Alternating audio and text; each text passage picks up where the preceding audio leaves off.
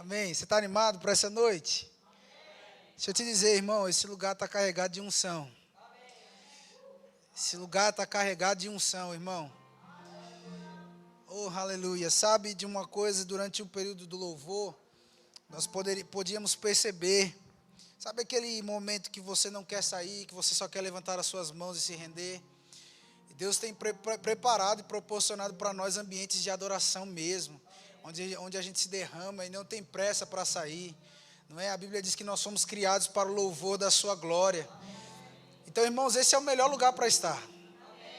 Esse é o melhor lugar para se estar, esse é o lugar de realização, esse é o lugar de plenitude. A Bíblia diz que na presença do Senhor há plenitude de alegria. Não existe outro lugar, não existe outra coisa que você possa fazer que nos dê tanta alegria quanto estar nessa presença. Levantar as nossas mãos santas sem ira, sem contenda e confessar, dizer o quanto o Senhor é bom, que Ele é nosso Pai, que Ele tem cuidado de nós. Não é verdade, irmão? Aleluia, Deus é bom, Deus é bom. Eu quero também dar boa noite aos irmãos que estão nos acompanhando em suas casas, né? Sejam bem-vindos a essa transmissão. Nós cremos que a palavra de Deus vai falar com você, assim como vai falar conosco aqui. Amém? Eu quero convidar você a fechar os teus olhos. Vamos orar um pouco. Pai, nós te damos graças, Senhor, por essa noite. Obrigado porque esse é o dia que o Senhor preparou para nós. Obrigado por sua presença, Pai, nesse lugar. Nós, Pai, reconhecemos essa presença doce, essa presença santa. Nós declaramos, Senhor, que viemos porque amamos ao Senhor. Viemos, Pai, porque sabemos que Tu és o nosso bem mais precioso. Viemos, Pai, porque entendemos o quão importante o Senhor é para nós. Nós não queremos, Pai, apenas estar aqui como mais um culto, mas nós queremos, Pai, estar com corações abertos, escancarados, com ouvidos, Pai, bem abertos e com corações e mentes, Pai, prontos para receber da Sua palavra. Eu oro pela minha vida, eu oro pela vida dos meus irmãos e nós, Pai, cremos juntos que ao final desse culto nós estaremos melhores do que chegamos, porque nós sabemos, Pai, que essa é a Sua proposta no congregar. Pai, eis-nos aqui. Nós queremos nos deixar levar para o que é perfeito e nós sabemos que a Sua palavra é a lei perfeita. Nós, Pai, nos deixamos guiar, nós deixamos com que o Seu Espírito, Pai, sopre sobre nós essa noite, para que, Pai, coisas que estão fora do lugar possam ir para o lugar, e para que coisas, Pai, em nós que precisam ser mudadas, sejam mudadas. Nós, Pai, não acreditamos estar finalizados, nós sabemos, Pai, tem espaço para crescimento, e nós sabemos, Pai, que vem do Senhor as instruções perfeitas. Nós te damos graças, Pai, no nome de Jesus. Amém, amém e amém. Aleluia! Você pode dar um glória a Deus, meu irmão?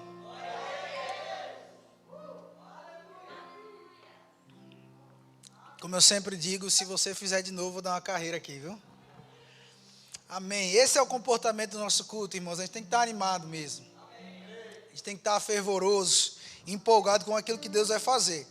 E sabe, irmãos, nós estamos no nosso culto de ensino e nesses últimos dias, o Senhor tem trago algumas coisas ao meu coração e eu quero compartilhar um pouco a respeito delas com você, né? E dando um tema à mensagem, eu quero falar sobre a importância de guardar o coração.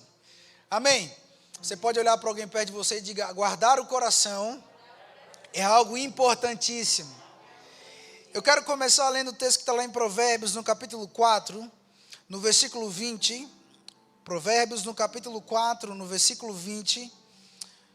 Aleluia, aleluia, aleluia. A Bíblia diz: filho meu, atenta para as minhas palavras. A primeira coisa, irmãos, que nós precisamos entender é que Deus está falando com alguém. Deus está falando com os filhos. Cadê os filhos aqui?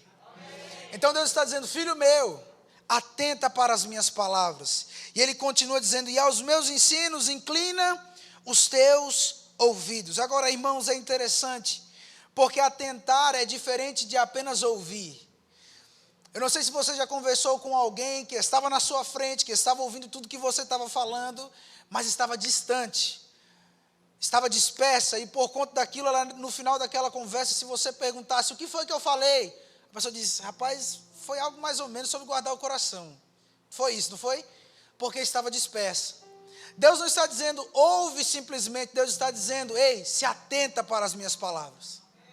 Então Deus está falando. A questão é que muitas das vezes nós não estamos atentos. E é por isso que ele diz, filho meu, fique atento às minhas palavras. Por quê? Porque eu estou falando. No livro de Hebreus, a Bíblia chega a dizer que Deus outrora falou muitas vezes e de muitas maneiras. E alguém, irmãos, que fala muitas vezes e de muitas maneiras quer ser ouvido. E Deus está dizendo, filho meu, atenta, fique atento. Não apenas ouça, mas dê a sua atenção para mim. Atenta para as minhas palavras e aos meus ensinos, inclina os teus ouvidos. E no versículo 21 ele diz, não deixes apartar-se dos teus olhos, guarda-os no mais íntimo do teu coração, porque são vida para quem os acha e saúde para o seu corpo. E então no verso 23 ele diz, sobre tudo que se deve guardar, não guarde herança, sobretudo, não guarde o carro, sobretudo que se deve guardar, guarde o seu, sobretudo, irmãos, sobretudo que se deve guardar, guarde o seu coração. E ele explica porque, ele diz, porque dele procedem as fontes de vida. E irmãos, nesse tempo o Senhor tem me feito meditar muito nesse texto, sobretudo, acima de todas as coisas. Você pode guardar dinheiro? Pode, mas antes disso, guarde o seu coração. Aleluia, você pode guardar ouro? Guarde, meu filho, está tudo certo. Mas antes disso, guarde o seu coração. E eu acho interessante o que ele diz no versículo 21, porque ele diz, não os deixe apartar-te dos seus olhos, guarda-os no mais íntimo do teu coração. E eu quero trazer esse exemplo para você, porque o Senhor me fez pensar sobre isso. Pense comigo que esse copo está vazio. Você pode ver, tanto você que está aqui, quanto você que está em casa, que tem água aqui dentro. Mas vamos pensar que esse copo está vazio. E aí você coloca só um pouquinho de água aqui, bem no fundinho dele. Você acabou de guardar água no mais íntimo desse copo. E Deus está dizendo, guarda as minhas instruções no mais íntimo do seu coração. E intimidade fala sobre um lugar que não é todo mundo que tem acesso. Se você parar para pensar sobre uma casa, uma pessoa que você conheceu e ela vai na sua casa a primeira vez, ela pode ir na sala, ela pode ir na cozinha, ela pode ir ao banheiro, mas ela não vai no seu quarto. Porque quarto é lugar de intimidade. O lugar de intimidade é o lugar que não é todo mundo que pode entrar. E Deus está dizendo, guarda os meus ensinamentos no mais íntimo do teu coração. Porque, irmão, dentro de nós existe um lugar que só Deus pode ir. Ele diz, guarda as minhas palavras no mais íntimo do teu coração. E depois do verso 23, depois ele diz, guarda a água bem no íntimo do copo. Agora ele diz, guarda o copo. Primeiro ele diz, guarda a minha palavra no mais íntimo do teu coração. Depois ele diz, guarda o coração inteiro. E o Senhor tem me feito pensar a respeito da importância que há nisso. Porque eu não sei se você consegue pensar comigo que algo que Deus está dizendo sobre tudo que se deve guardar requer a nossa atenção. Requer importância. Deus está querendo comunicar algo quando diz sobre tudo que se deve guardar, guarde o seu coração. Porque dele procedem as fontes de vida. E eu quero ler o texto com você que está lá no livro de Mateus, no Evangelho de Mateus, no capítulo 13, no versículo 1.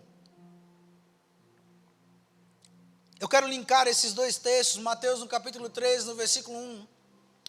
A Bíblia diz, naquele mesmo dia, saindo Jesus de casa, assentou-se à beira-mar.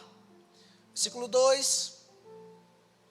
E diz, e grandes multidões se reuniram perto dele, de modo que entrou num barco e se assentou. E toda a multidão estava em pé na praia. Versículo 3. Diz, e de muitas coisas lhe falou por parábolas, e dizia, eis que o semeador saiu a semear. Continuação. E ao semear, uma parte caiu à beira do caminho, e vindo as aves a comeram. Próximo versículo. Outra parte caiu em solo rochoso, onde a terra era pouca, e logo nasceu, visto não ser profunda a terra. Versículo 6 diz: saindo porém o sol a queimou, e porque não tinha raiz, secou-se. Outra caiu entre os espinhos, e os espinhos cresceram e a sufocaram. Outra, enfim, caiu em boa terra e deu fruto, a 100, a 60 e a 30 por um. E aí Jesus diz no verso 9: quem tem ouvidos para ouvir? Quem tem ouvidos para ouvir? Aleluia. Quem tem ouvidos para ouvir, ouça. E parece algo muito óbvio. Mas se Jesus falou isso, é porque é possível ter ouvidos e não estar ouvindo. Aleluia. Quem tem ouvidos para ouvir? Filho meu, atenta para as minhas palavras. E aos meus ensinos, inclina os teus ouvidos. E no versículo 18, Jesus começa, nesse mesmo capítulo 13, Jesus começa a explicar ou trazer um entendimento para os seus discípulos e para o povo a respeito dessa parábola. No versículo 18, a Bíblia diz: atendei vós, pois, a parábola do semeador. A todos que ouvem a palavra do reino e não a compreendem, vem o maligno e arrebata o que lhe foi semeado no coração. Este é o que foi semeado à beira do caminho. Versículo 20, o que foi semeado em solo rochoso, esse é o que ouve a palavra e a recebe logo, com alegria, mas não tem raiz em si mesmo, sendo antes de pouca duração. Em lhe chegando a angústia ou a perseguição por causa da palavra, logo se lhe escandaliza. Versículo 22, a Bíblia diz: o que foi semeado entre espinhos é o que ouve a palavra, porém os cuidados do mundo e a fascinação das riquezas sufocam a palavra e fica infrutífera. Mas o que foi semeado em boa terra é o que ouve a palavra e a compreende. Este frutifica e produz a 100, a 60 e a 30 por um. Irmãos, vamos parar um pouco dentro dessa parábola e meditar a respeito dela. Jesus está falando sobre um semeador. Jesus está falando sobre um tipo de semente. Mas Jesus fala sobre 4 tipos de solos diferentes. Agora vamos pensar. Agora não é para usar o espiritual não. Isso é lógica mesmo. Se o semeador era o mesmo, se a semente era a mesma, e se os solos eram diferentes, isso me mostra, irmãos, que o solo é capaz de mudar o resultado. Porque vamos lá, o semeador era o mesmo, nós não poderíamos discutir a capacidade e a habilidade do semeador. A semente era a mesma, mas o solo era diferente. Agora a pergunta que fica é: por que 4 resultados foram diferentes? Isso me mostra, irmãos, que o solo tem tudo a ver com o resultado da frutificação. E Jesus, quando vai explicar a respeito do significado dessa parábola, ele fala a respeito do primeiro solo, e ele fala que essa semente havia caído no coração. Agora lembra de Provérbios 4:23, de tudo que se deve guardar, guarde o seu. Não é o pastor quem vai guardar o nosso solo. Não é o líder quem vai guardar o nosso solo. Não é o esposo, não é a esposa, não é o pai, não é a mãe.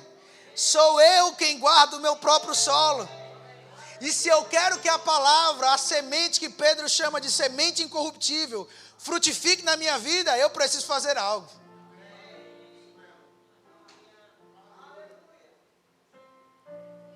Não é só vir à igreja e estar aqui, embora vir à igreja tem tudo a ver com isso, porque aqui Deus está liberando sementes. Deus está liberando sementes, e quando essa semente encontra um coração ajustado, que foi guardado, que foi protegido, ela vai frutificar a 100, a 60 e a 100 por um. Mas é possível, irmãos, que mesmo estando em um ambiente, no mesmo ambiente, expostos à mesma semente, sabendo que o semeador é o mesmo, nós tenhamos resultados diferentes. Pode falar amém, porque é verdade. É possível estarmos em um lugar onde Deus está dizendo, olha, é um novo tempo, e você na sua casa pensando, rapaz, é novo para os outros, porque para mim nada acontece. É possível estar expostos a uma semente, como todos estão, e outras pessoas começam a frutificar, e você olha e fala, na minha vida nada muda. É possível, irmão, porque o que vai determinar o resultado da semente, não é se o semeador é bom e nem se a semente é boa, mas é se o solo está guardado.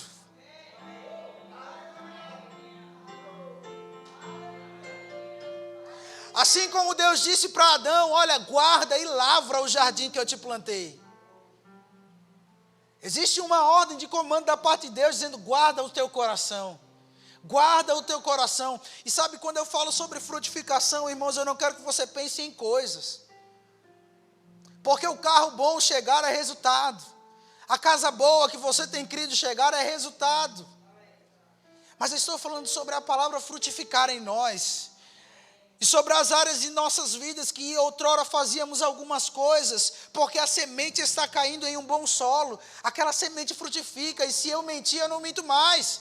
Se eu roubava, eu não roubo mais, porque a palavra está frutificando em mim. Eu não estou falando sobre coisas, porque coisas são consequências, mas eu estou falando sobre a palavra frutificar em nós. E quem olhar e dizer, rapaz, ele está diferente. Por quê? Porque os frutos falam por si só.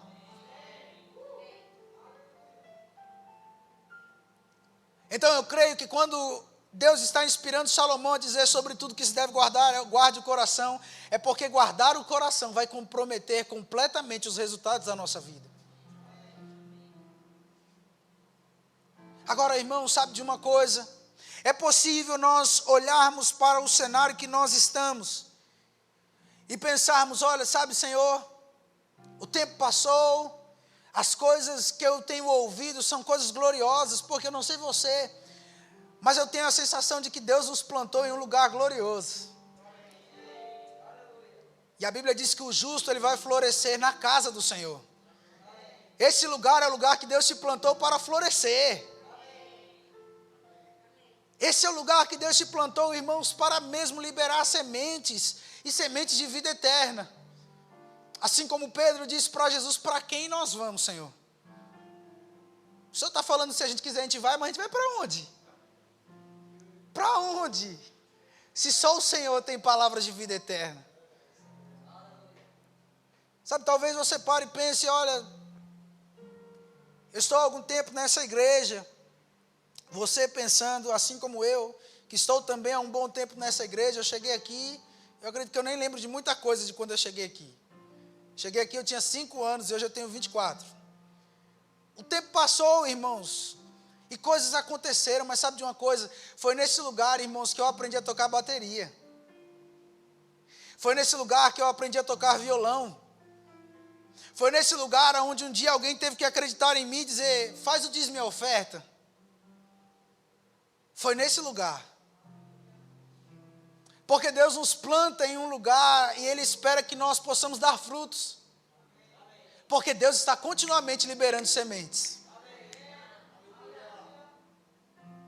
E ninguém planta uma semente sem expectativa de colher. Então eu vou te dizer, irmão, Deus está olhando para a nossa vida dizendo, filho, frutifica. Já deu tempo, filho, frutifica. Filho, frutifica. Porque Ele está plantando sementes, está esperando a frutificação. Às vezes a gente pensa que nós somos o maior interessado, mas eu te digo, Deus é mais interessado no meu e no seu sucesso do que a gente. Deus é aquele quem diz, eu criei ele para dar certo. Eu criei ele para ser bem sucedido. Eu criei ele para ser uma bênção. E sabe, Deus olha para nós e diz, chegou o tempo de frutificar. Chegou o tempo. O próprio Jesus diz em João no capítulo 15, nisso é glorificado meu Pai, quando vocês dão, não poucos, mas muitos frutos. Deus não é glorificado quando nós vivemos uma vida cristã medíocre, irmãos. E medíocre é só na média. Vir à igreja, levantar a mão durante o louvor. Vir apenas porque o pastor tem que ver que eu bati o cartão no culto. Depois eu vou para casa, depois eu vou trabalhar, eu durmo, trabalho. E a minha vida se tornou um looping, onde eu vou só para a igreja, para quê? Crer, para pagar a conta. Não, irmãos, Deus tem expectativa na nossa frutificação. Deus tem expectativa que os dons e os talentos que Ele colocou dentro de você frutifiquem. Deus tem expectativa que o chamado que Ele confiou à sua vida frutifique.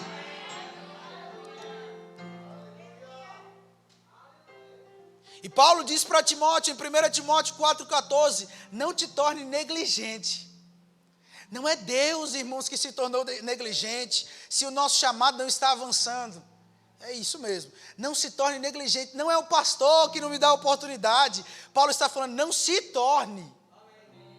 Porque a sua e a vida espiritual é sua responsabilidade. Aleluia. Porque salvação é individual, irmão. Agora que coisa maravilhosa, pensa que tudo isso eu estou falando sobre guardar o coração. Guarde o seu coração. Porque deixa eu te dizer, o tempo passa e pessoas vão continuar falando de você. Você que decide se abraça a ofensa ou não. E na verdade eu acho interessante porque quanto mais maduro nós estamos, a ofensa vem em um nível maior.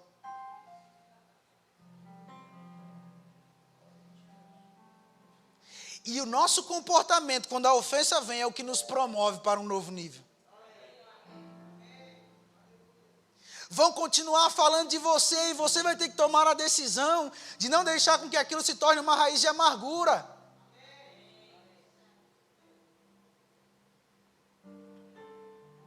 E aí algumas pessoas falam, não, eu perdoei o irmão, eu perdoei a irmã, eu perdoei fulano. Mas se vê o fulano na rua, atravessa da rua e vai para outra calçada. Se ouve o nome da pessoa, chega, parece um gato. Faz...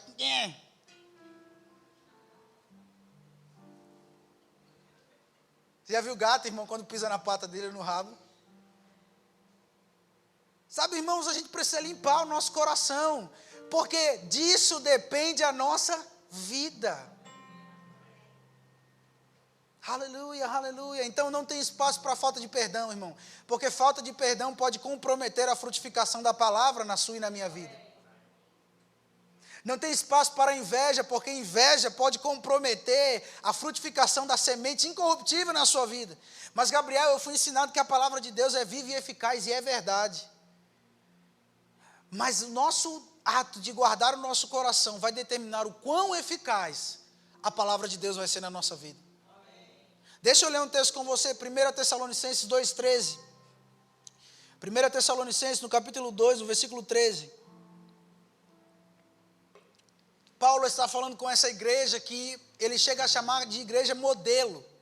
A igreja de Tessalônica era uma igreja padrão, uma igreja top. Agora olha o que a Bíblia diz no versículo 13, ele diz, outra razão ainda temos nós, para incessantemente dar graças a Deus, é que tendo vós recebido a palavra que de nós ouvistes, que é de Deus, acolhestes não como palavra de homens, e sim como, em verdade é, a palavra de Deus, a qual com efeito está operando eficazmente em vós, os que credes.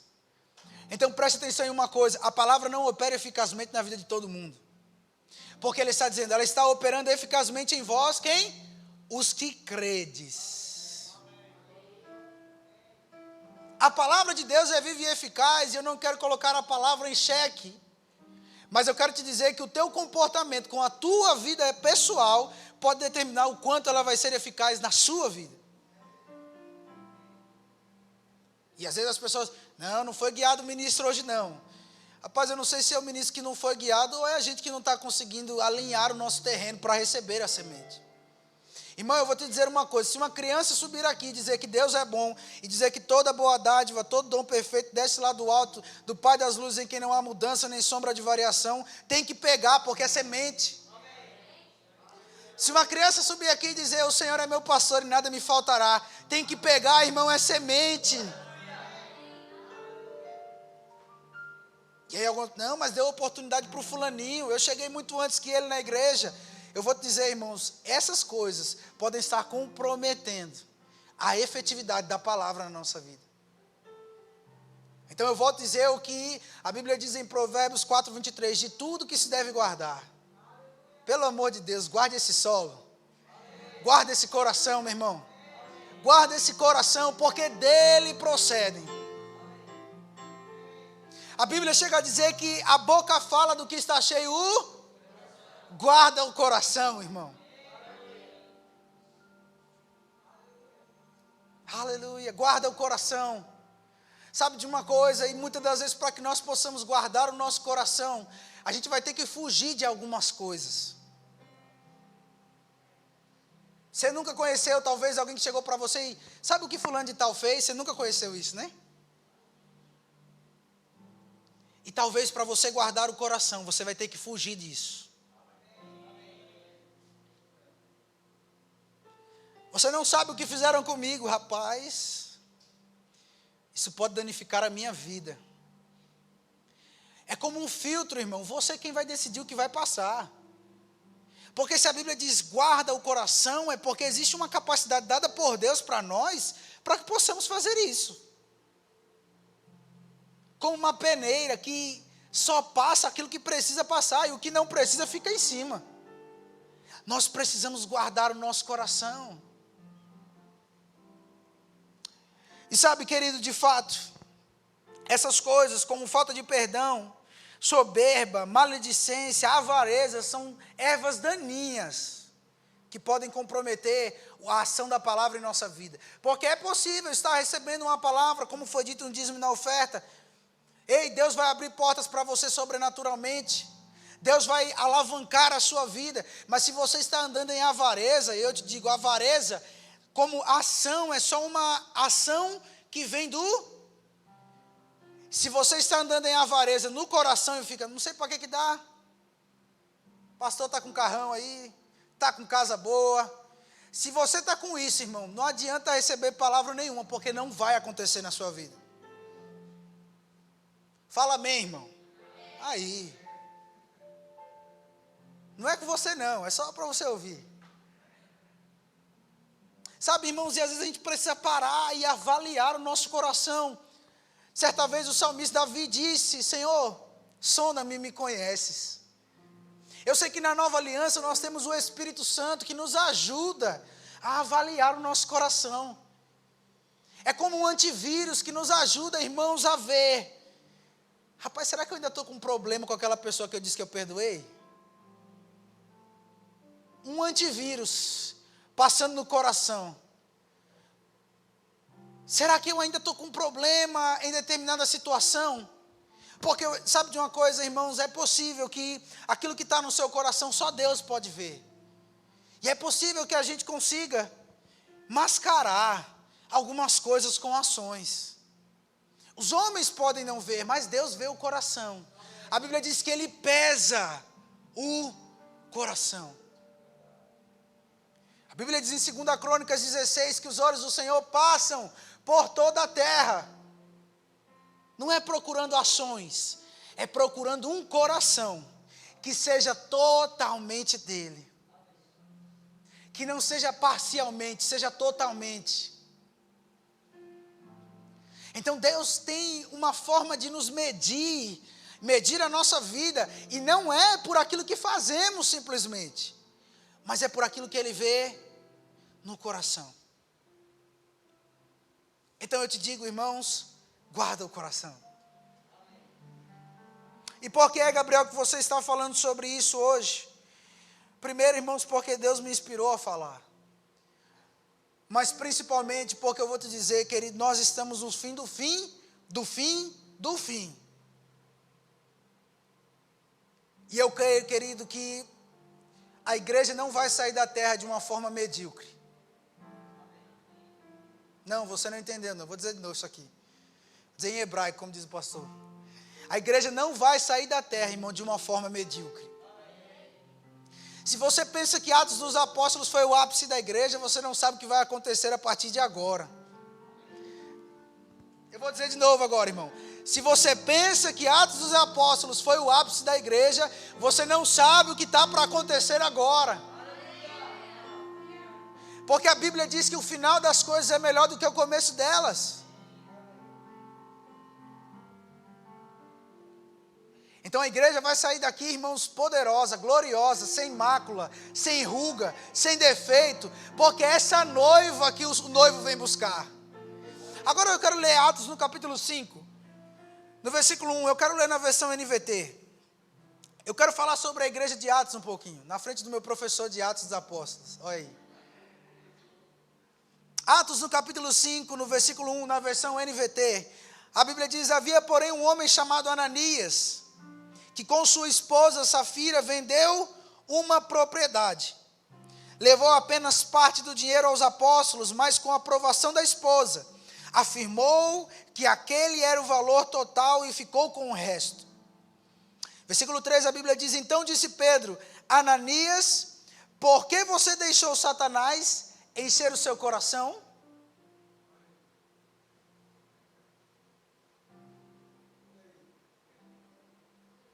Olha a pergunta de Pedro: por que você deixou? Por que você deixou Satanás encher seu coração? Isso me mostra, irmãos, que se o diabo está conseguindo algum acesso no nosso coração, é porque em algum momento nós deixamos. Ficou sério, irmão? Não faz isso não, dá uma risadinha aí. Porque deixaste, agora eu tenho certeza, irmão, que Ananias não acordou um belo dia dizendo: vou fazer parceria com o diabo. Diabo, vem cá, porque hoje a gente vai defraudar a igreja. Não, irmãos, não. Mas um dia chegou uma informação, porque ele viu o irmão vendendo terreno. Ele disse: rapaz, eu quero ser visto, promovido também. Eu quero receber tapinha nas costas e dizer: rapaz, você foi generoso, hein? Motivação errada. Tem problema em vender? Não, irmão. Não tem problema nenhum, mas Pedro diz: por que você deixou Satanás encher o seu coração? Porque em algum momento, Pedro não estava guardando o coração. Porque em algum momento, Ananias, em algum momento Ananias estava disperso. Agora, que ambiente é esse, irmãos? É a igreja de Atos, onde tudo acontecia, meu filho. Onde coxo andava na porta do templo, onde a igreja se reunia para orar, e o prédio tremia, onde coisas gloriosas aconteciam. Num ambiente maravilhoso, alguém em algum momento deixou de guardar o coração. E aí a Bíblia diz: ei, por que você deixou Satanás encher o seu coração? E a atitude correspondente veio depois, mas primeiro Satanás investiu porque o tanto que Deus quer o nosso coração, o diabo também quer. Porque é no coração que tudo começa. É por isso que a Bíblia diz: de tudo que se deve guardar, guarde o. Eu estou repetindo isso várias vezes, irmãos, porque eu sei aquilo que Deus está pronto para fazer em nosso meio. Deus não está desfalcado de poder, irmão. Deus não é menos do que foi ontem. Ele é o mesmo ontem, hoje e será eternamente. Deus quer fazer sinais, prodígios e maravilhas, mas Deus quer encontrar uma igreja que está desimpedida, livre. Uma igreja que não tem problema um com o outro, uma igreja que não tem falsidade, uma igreja que não se levanta para falar contra o líder, porque entende o que a palavra diz a esse respeito. Entendendo, irmão, nosso líder não é perfeito, é um homem, mas é um homem que Deus ungiu para estar onde está. Aleluia.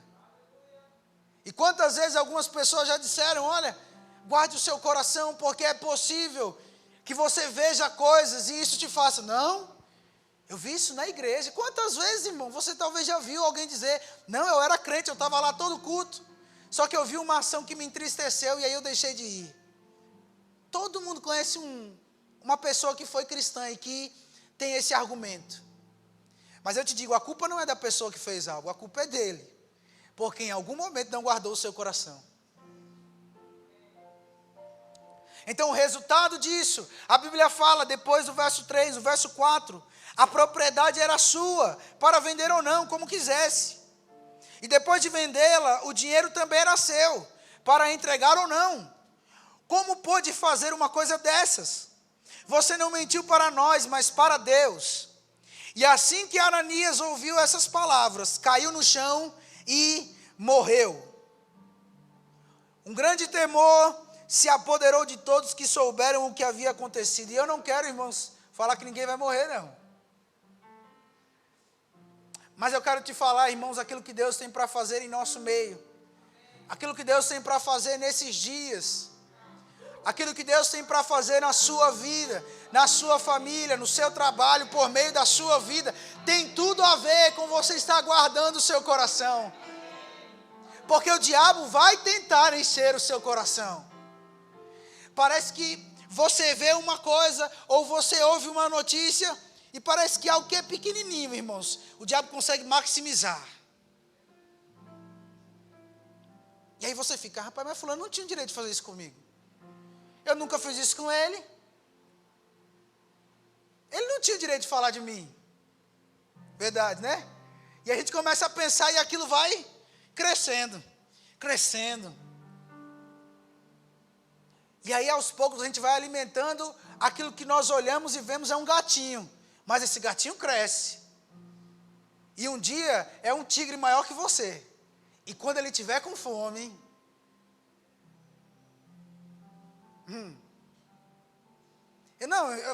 Foi só comigo, irmão. Eu já alimentei coisas na minha cabeça. Foi só comigo, né? Você nunca fez isso. A gente vai alimentando, vai dando comida para esse gatinho e esse gatinho cresce. E quando você vai ver, você olha para a pessoa e fala, não quero falar não. Uma vez o pastor falou a respeito de algo que acredito que era uma árvore que foi plantada na frente da casa do Senhor. Que o tempo foi passando, e algo que poderia ser arrancado com a mão, agora teve que fazer um estrago grande, teve que chamar o pessoal responsável para quebrar a calçada, para arrancar, porque criou raiz. E muitas das vezes, irmão, porque a gente não começa logo do início, chegou uma informação, fulano de tal falou com você, porque a gente não arranca, aquilo cresce.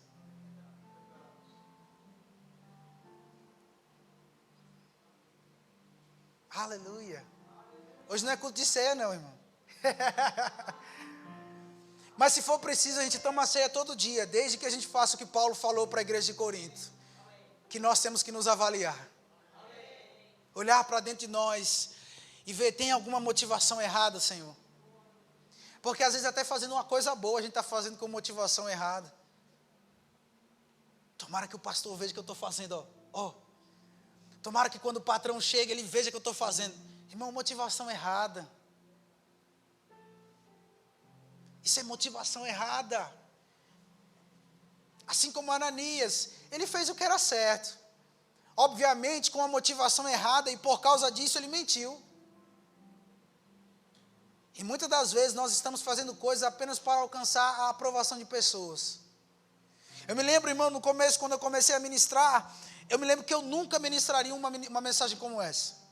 Eu estava em Cubatão, a igreja era pequena, ponto de pregação, e eu só queria pregar, irmão, fale crendo e vai acontecer, os montes vão ter que sair da sua frente, porque eu queria ver o povo pulando, e se eu não visse isso, para mim não era efetivo.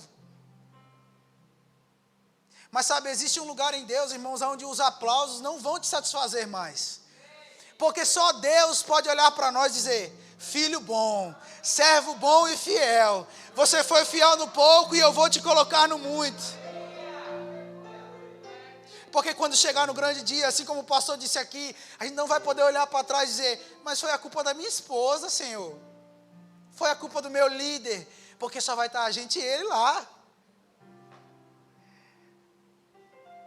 E sabe, eu não sei você, irmão, mas eu quero ouvir dele, servo bom e fiel. Eu quero ouvir dele, Gabriel, você foi fiel sobre o pouco. Sabe, Gabriel, aquele chamado que eu te dei, aquela vocação que eu entreguei para você, você multiplicou, você fez algo com o que eu te dei. Você não foi negligente com o dom que eu dei para você.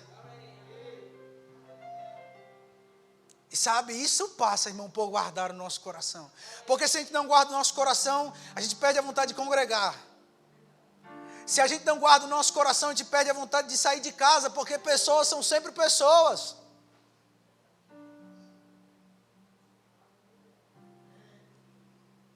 Aleluia.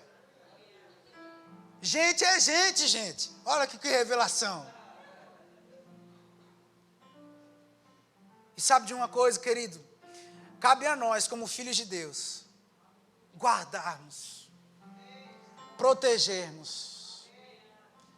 Não vai ser qualquer coisa, qualquer informação que vai ter acesso a nós.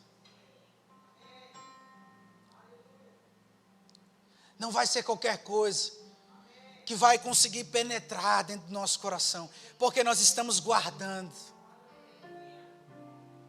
E então nós vamos ver essa semente incorruptível frutificando a 100, a 60 e por 1.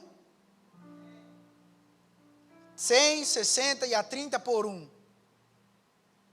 A questão não está na semente, a questão não está no semeador, a questão está se eu estou disposto a guardar o meu coração. Se eu estou disposto a guardar o meu solo, sabendo que dele depende a minha vida.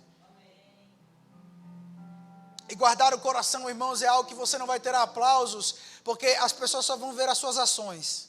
Mas Deus está dizendo, eu estou vendo. Eu estou vendo. E Deus ama, irmãos, olhar para aquelas pessoas que eram até improváveis. Aquelas pessoas que talvez não tinham uma habilidade natural, mas Deus olhar e dizendo, eu vou promover, por causa da habilidade, não, mas por causa do coração. Deus ama olhar para pessoas e dizer, ele nem fala tudo certo, mas sabe quando ele fala, tem unção, por quê? Porque o coração dele está na mesma sintonia que o meu. Deus olhou, falando a respeito de Davi, lá em Atos 13, e a Bíblia diz que Deus deu testemunho de Davi, dizendo, ele é um homem segundo o meu coração. Isso não significa que Davi não errou, porque Davi errou. Porque um homem segundo o coração de Deus não é um homem que não erra. Mas é um homem que rapidamente diz, Senhor, me perdoa, eu pequei contra o Senhor. Eu errei, eu reconheço, eu não vou insistir nisso, eu vou parar. Eu vou dar meia volta, eu vou mudar o curso. É um homem que quando Deus fala, rapaz, você está indo na direção errada, ele para. Porque ele não quer ser iníquo. E a Bíblia diz em 2 Reis, no capítulo 20, é o último texto que eu vou ler, no versículo 1. 2 Reis, no capítulo 20, no versículo 1. Aleluia. A Bíblia diz, naqueles dias, Ezequias adoeceu de uma enfermidade mortal. Veio ter com ele o profeta Isaías, filho de Amós, ele disse, assim diz o Senhor, põe em ordem a tua casa, porque morrerás e não viverás. Então virou Ezequias o rosto para a parede e orou ao Senhor, dizendo, lembra-te, Senhor, peço-te de que andei diante de ti com fidelidade e com inteireza de coração, e fiz o que era reto aos teus olhos, e a Bíblia diz que ele chorou muitíssimo. E antes que Isaías tivesse saído da parte central da cidade, veio a ele a palavra do Senhor dizendo, volta, e dize a Ezequias, príncipe do meu povo, assim diz o Senhor, o Deus de Davi teu pai, ouvi a tua oração, e vi as tuas lágrimas, e eis que te curarei, e ao terceiro dia subirás à casa do Senhor, e acrescentarei aos teus dias 15 anos. Sabe de uma coisa? Eu sei que Deus não é homem para mentir, e nem filho do homem para se arrepender. E Deus havia liberado uma palavra, olha, avisa ele, para ele colocar a casa dele em ordem, porque ele vai morrer. A Bíblia diz que Ezequias se volta para a parede, e eu me lembro disso como se fosse hoje. Um dia eu estava no Reminha, na sala do Reminha, e Tia Sus deu essa aula. E eu fui o Ezequias da peça, que virou o rosto para a parede e chorando, apresentou diante do Senhor, e a Bíblia diz que ele fala, Senhor, eu sempre fui inteiro de coração. Senhor, eu posso até ter errado, mas o Senhor sabe como era meu coração. E a Bíblia diz que antes que Isaías saísse da cidade, Deus diz, volta lá. Porque um coração contrito e quebrantado pode fazer sentenças serem mudadas. Eu vou dizer isso de novo. Um coração contrito e quebrantado pode fazer sentenças serem mudadas. Deus dizer, volta lá, diz para ele que não é o fim. Eu estou acrescentando 15 anos, porque de fato ele sempre foi inteiro de coração. Sabe de uma coisa, irmãos? As pessoas podem olhar para você dizendo, é o fim, é o final dele, é o final dela. Mas quando o Senhor encontra um coração alinhado, o Senhor muda sentenças. Eu gosto do que José diz no capítulo 50 de Gênesis. Depois de ter passado tudo que ele passou, pelo processo, como nós temos sido bem ensinados aqui, teve um processo muito difícil, foi traído pela sua família, foi dado como morto para o pai, foi vendido como escravo, era abençoado, tudo que fazia acontecia, prosperava. Mas uma mulher, aquela abençoada, fez uma emboscada para José, e José, de um escravo bem-sucedido, de um mordomo, se torna um presidiário. Mas porque era abençoado, prosperou também lá e se tornou o chefe da prisão. Você talvez conheça a história de José. Mas no capítulo 50, depois de tudo ter acontecido, quando o seu pai morre, os seus irmãos ficam preocupados, pensando, agora ele vai se vingar. Agora a chance dele acabar com a gente. E aí a Bíblia diz que José fala, ei, fiquem tranquilos, porque Deus reverteu o mal que vocês me fizeram em bem. Porque Deus, irmãos, é o único que é poderoso para reverter o mal que fizeram contra nós em bem. Deus é o único que é poderoso para reverter aquilo que o diabo levantou para te destruir em promoção. Deus é o único que é poderoso para quebrar ciclos que o diabo levantou para te destruir. Simplesmente porque ele encontrou em você um coração ajustado. Aleluia. Eu quero convidar você a ficar de pé. Aleluia. Eu creio que você foi abençoado com essa mensagem. Isso tem me abençoado, irmão. Nesses últimos dias, coisas têm acontecido na minha vida pessoal e eu tenho pensado a respeito disso. Porque a decisão sempre vai ser nossa. Porque o maior poder que Deus delegou ao homem foi o poder da decisão. Foi o poder de escolher, o livre-arbítrio. Aleluia. Eu quero convidar você a fechar os seus olhos. Ora ao Senhor. Ora ao Senhor, assim como Davi disse, Senhor, eu me coloco diante do Senhor, sonda-me. Eu sei que nós temos a pessoa do Espírito Santo que pode nos ajudar nesse procedimento. Como eu disse, hoje não é um culto de ceia, mas a gente pode se avaliar, a gente pode se autoavaliar, se autoexaminar e tirar coisas que talvez podem ser ervas daninhas na nossa vida. Senhor, se eu tenho que perdoar aquela pessoa, eu libero hoje. Eu libero hoje. Muitas das vezes, irmãos, pode parecer que você saiu no prejuízo, mas eu vou te dizer, você saiu foi no lucro. Porque um dia alguém te perdoou quando você não merecia. Um dia alguém decidiu te perdoar quando você não merecia. E a partir de hoje você não vai apenas dizer eu perdoei, eu liberei. Mas quando você ver aquela pessoa, não vai trazer um desconforto dentro de você. Porque assim como Deus, Ele nos perdoou. E Ele não disse, olha, eu perdoo, mas fica Ele bem longe de mim. Não, a Bíblia diz que nós somos justificados, pois pela fé. E por causa disso nós temos paz com Deus. O véu que outrora nos separava, não separa mais. E o Deus que nos perdoou, Ele diz, ei, perdoe, libere perdão. Ei, alinha o teu coração, alinha as tuas motivações. Talvez algo que deixa uma trava dentro de você, dizendo, ei, falaram que você não vai conseguir, que você não vai chegar em lugar algum. Irmão, tira isso. Assim como o autor de Hebreus diz, se livra de todo peso, se desembaraça. Porque tem uma carreira para você correr, meu irmão. Tem uma carreira para eu correr. E sabe de uma coisa? Não importa o que fizeram conosco. A decisão sempre vai ser nossa. Pai, eu coloco a minha vida e a vida dos meus irmãos diante do Senhor. Pai, nós não queremos apenas ouvir palavras, Pai, mas assim como a sua palavra diz, nós queremos atentar para os seus ensinos. Senhor, nós não queremos ser apenas crentes, cristãos. Nós queremos, Pai, que a sua palavra tenha lugar de frutificação em nós. Nós queremos, Pai, ver essa palavra trabalhando em nós, frutificando, Pai, em todas as áreas da nossa vida. E, Pai, nós tiramos o entulho, nós tiramos o lixo. E nós sabemos, Pai, que o Senhor nos enviou o amado Espírito Santo, o nosso ajudador. Mas, Pai, nós queremos tirar tudo que possa impedir com que a palavra frutifique em nosso coração. Espírito Santo, nos ajuda a guardar o nosso coração. O Senhor que é o nosso ajudador, aquele que foi enviado para pegar junto conosco. Nós sabemos, Pai, que talvez em um discurso pareça fácil, mas na prática só acontece com a ajuda do Senhor.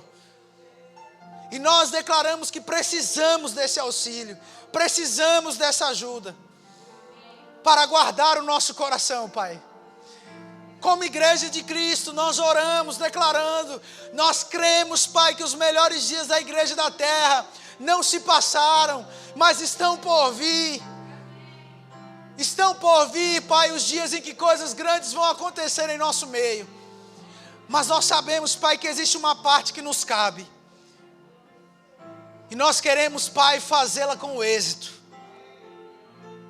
Queremos limpar o nosso solo. Deixar o nosso solo pronto, Pai. E quando o Senhor liberar sementes, vai ser tão fácil. Vai ser tão fácil, vai ser tão fácil. Porque não vamos vir ao culto, Pai, apenas querendo ouvir uma palavra. Nós viremos sedentos de uma semente. Porque nós sabemos que uma palavra que vem do Senhor é capaz e poderosa para mudar as nossas vidas de uma vez por todas. Pai, nós nos colocamos diante do Senhor. Deixamos de lado todo o peso, tudo aquilo que nos embaraça. Aleluia, Pai, nós nos colocamos diante do Senhor. Obrigado, Pai. Obrigado porque o Teu sangue nos purifica toda a consciência de obras mortas. No nome de Jesus, Pai. Amém, amém, amém. Pastor, seja abençoado, meu irmão, na prática dessa palavra.